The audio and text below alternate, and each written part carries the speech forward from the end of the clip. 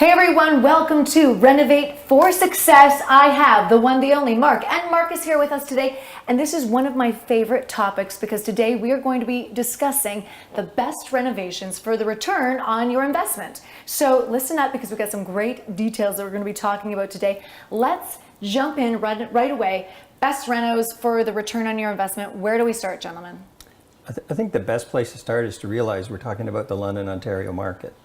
And in London, we have had an experience with real estate values that we've never had before. So in the last 2 years, the average home value has gone up 30%. Same home, you've been living in it, you've got a 30% increased value. So unlike never before, virtually any investment you make in your home, any renovation you make in your home is going to offer you a return because the value of your property is significantly more than it was before. I think renovators in London are experiencing a boom because of that. And you make a really valid point. How does that compare? How does London compare to other areas such as maybe Toronto or even Kitchener? Or it's ironic. Last year, London as a market went up 18%. And I saw that. We were extraordinary. very enthusiastic about this. Yeah.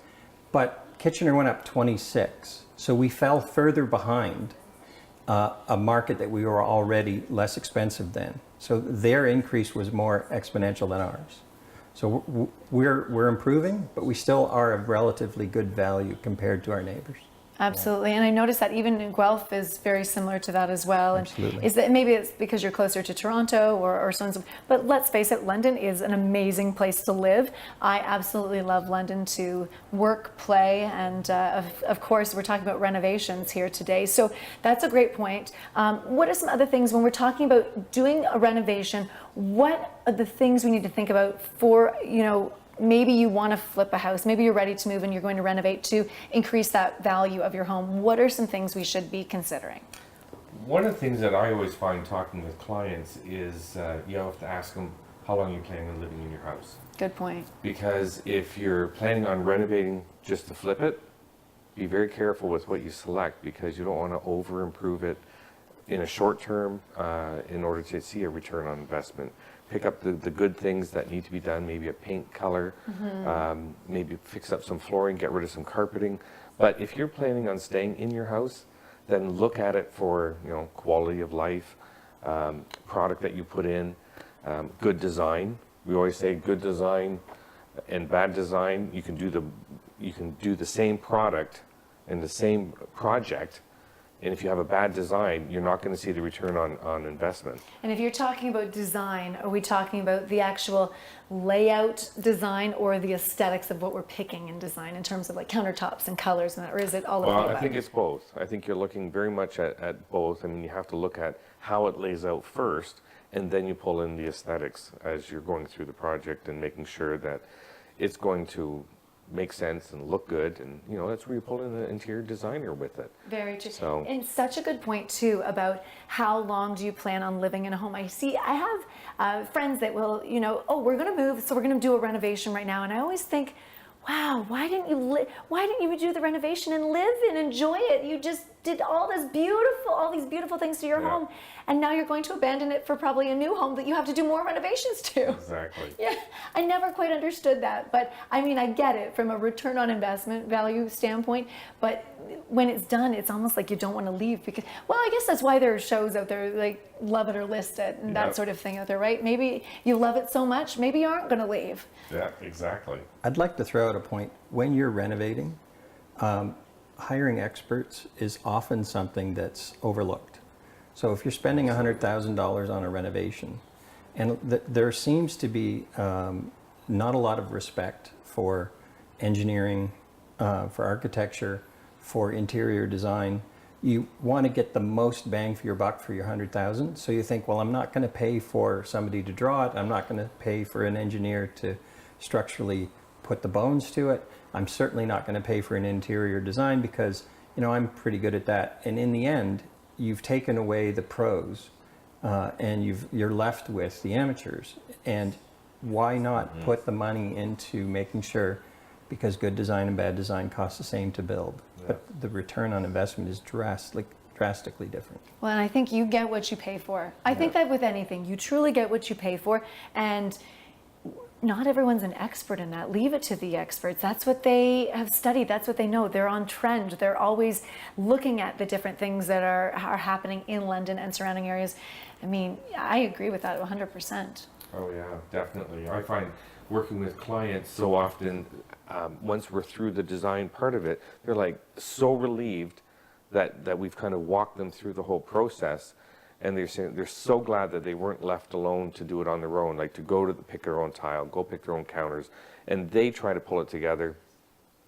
Their confidence isn't there, and you know they right away have a trust in the experts, and they feel so much better coming through the project and seeing it when it's done. Well, and even thinking about a return on investment, knowing that a certain color might be better than another. I mean, if you, Yes. and that goes back to your point, how long are you going to live in the space? Yeah. So if you love a certain color and it might be really what you love, but not what might sell very well or Exactly. better, then it's, yeah, that's you have to consider all of those things. Can we talk a little bit about, we're seeing an aging population right now, accessibility. Does that play into it at all? I find we talk about it almost in every renovation now. We talk about aging in place and what does that mean to them? How does it come together? What items that we would put into it? We try to make it so that the house looks like it's geared to anybody, but it's very much geared to also people aging in place. You know, for instance, we put backing in behind toilets or beside showers or in showers, so you can put grab bars anywhere. We put handles, like levered handles instead of knobs. Even on cabinets, it's all handles instead of knobs because of dexterity. Comfort height toilets, slide bars with in the showers, seats in the shower. Even wider aisles, Wider doorways. and even hallways. I'm finding for Yeah. wheelchair accessibility. I got a question. Are more homes putting in like lifts or even elevators? Are you seeing that at all? Personally, I find we're not seeing a lot of it. We have done some, and we've also prepared for some, so that we've kind of roughed in the house Sure, yeah, with, right. with an elevator in mind. Shaft and keep the shaft there, yeah. Yeah, so that way they can kind of If pull you think into it about if an they need it. elevator as a $40,000 investment in a project, very hard to get a return on that lift when you're spending $40,000. So it's really something that suits the homeowner. You should build what you want, the way you want it, for the duration you're in the home. If you're in the home for 4 years, 5 years, a $40,000 elevator probably doesn't give you a return because you're limiting your opportunity to sell that house to somebody who would appreciate that improvement. But if you also look at it from the other side of quality of life, you know, what's your return on investment for quality of life? If you want to maybe mean, age in place? well, yeah, aging yeah. in place, There's more and more of yeah. that as our population is continuously, baby boomers are aging, and Yeah. there is a heavier population that is heading towards that age. Yeah, absolutely. Okay, last question for the both of you. For the return on your investment, what room of a house would you spend the most time on, or maybe the most budget on, or focus on the most? Is that an open-ended question? I Kitchens. don't know. Yeah. Kitchens by far, and open space, because I always say if you can see the space, you're going to use the space. And you know, if you have kind of an open concept kitchen, and you have your eating area, and you have like a little couple chairs, Starbucks feel, and then you have your lounge sort of area, it brings everybody into that space, and you use it. And people like to then entertain in their homes. Okay, one last question too, and I want your answer too. So talking about entertaining your homes, is there a return on investment for spending more time and budget maybe outside of the home too? Because like we're taking entertaining outside. You see a lot of houses putting renovations on to live outside of the home, even in the wintertime. Is there a return there, or is that more lifestyle? There's definitely return. I would Yep. say that I would go back to a point I made earlier of listening to the experts. So I can go out and look at a project and you know, between us we might have done a couple thousand renovations, but we might have looked at 10,000 to get a couple thousand. So we've looked at a lot of projects, and if I go and look at a deck covered porch an enhancement to a home, you can't just look at that. You have to look at the whole.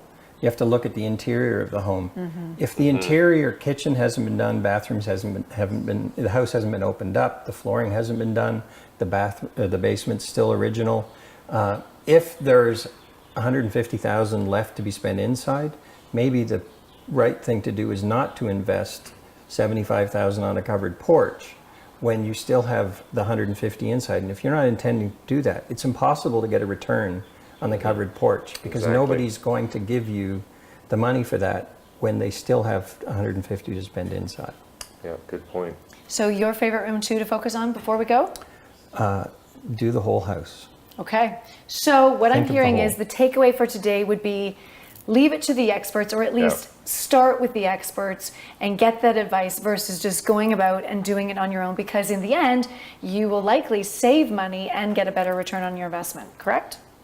Get a plan for the whole. Get a plan Yeah. for the home. Okay, and Marcus, this has been, two such knowledgeable individuals. And if you want more knowledge and more insight and more assistance with your renovation, you know where to go. London Home Builders Association website, the lhba.on.ca. Thanks, everyone. Thank you.